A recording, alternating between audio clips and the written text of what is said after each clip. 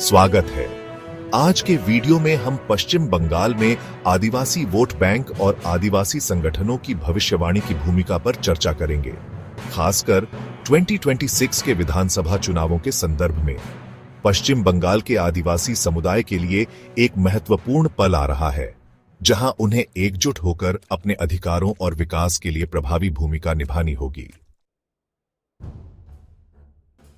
आज के वीडियो में हम विस्तार से चर्चा करेंगे। 1. आदिवासी वोट बैंक क्या है और यह क्यों इतना महत्वपूर्ण है। 2. 2026 विधानसभा चुनावों में आदिवासी संगठनों की भूमिका। 3. आदिवासी संगठनों के लक्ष्य और चुनौतियां। 4. आदिवासी जनसंख्या के लिए राजनीतिक और सामाजिक बदलाव की संभावना। 5. आदिवासी जनता के लिए नेताओं की जिम्मेदारी और उनके लिए वास्तविक बदलाव लाने का तरीका। आदिवासी वोट बैंक एक मजबूत राजनीतिक शक्ति।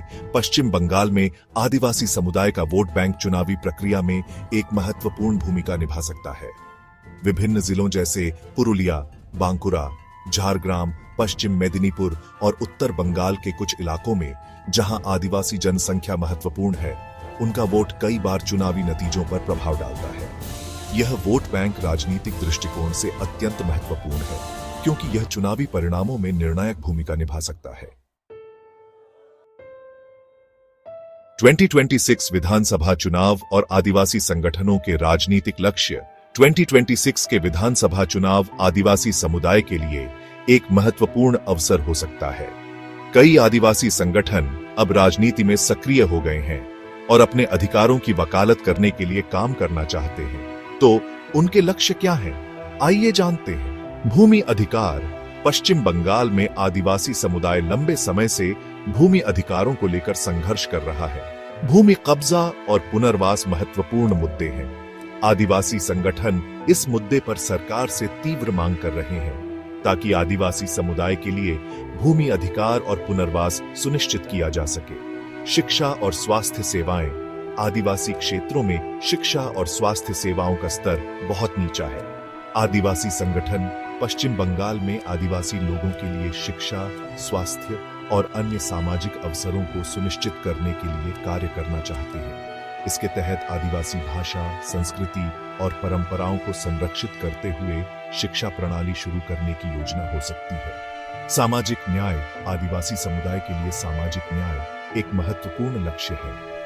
सरकार को आदिवासी समुदाय के लिए समान अधिकार और सामाजिक सुरक्षा सुनिश्चित करने के लिए काम करना होगा।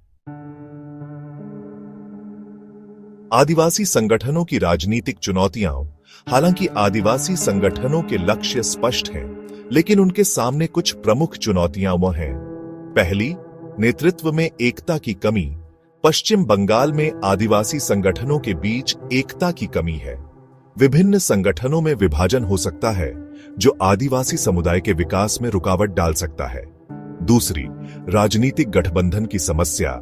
आदिवासी संगठनों की राजनीतिक शक्ति यदि एकजुट नहीं होती, तो वे बड़े राजनीतिक दलों के साथ समन्वय नहीं कर सकते। इस गठबंधन की कमी उनके वोट बैंक का पूरी तरह से उपयोग करने में विफल कर सकती है। तीसरी, वोट बैंक का इस्तेमाल। कई बार आदिवासी समुदाय का वोट केवल चुनावों में इस्तेमाल किया जाता है और बाद में उनके अधिकारों की उपेक्षा की जाती है। इस चक्र से बाहर निकलने के लिए आदिवासी संगठनों को राजनीतिक दलों के साथ समन्वय बनाना होगा और जनहित में वास्तविक परिवर्तन लाना होगा। आदिवासी समुदाय के लिए राजनीतिक और सामाजिक बदलाव। आदिवासी समुदाय के लिए राजनीतिक और सामाजिक बदलाव लाने के लिए कुछ निश्चित कदम उठाए जा सकते हैं। पहली, सामाजिक जागरूकता। आदिवासी समुदाय के भीतर जागरूकता उत्पन्न करना बहुत महत्वपूर्ण है।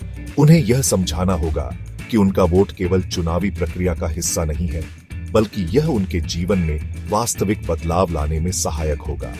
दूसरी, प्रतिनिधित्व का मजबूत प्रभाव। यदि आदिवासी संगठन अपना प्रतिनिधित्व बढ़ा सकते हैं और राजनीतिक दलों के साथ गठबंधन करके काम कर सकते हैं, तो उनके प्रमुख मुद्दों पर सरकार को जल्दी प्रतिक्रिया देना होगा।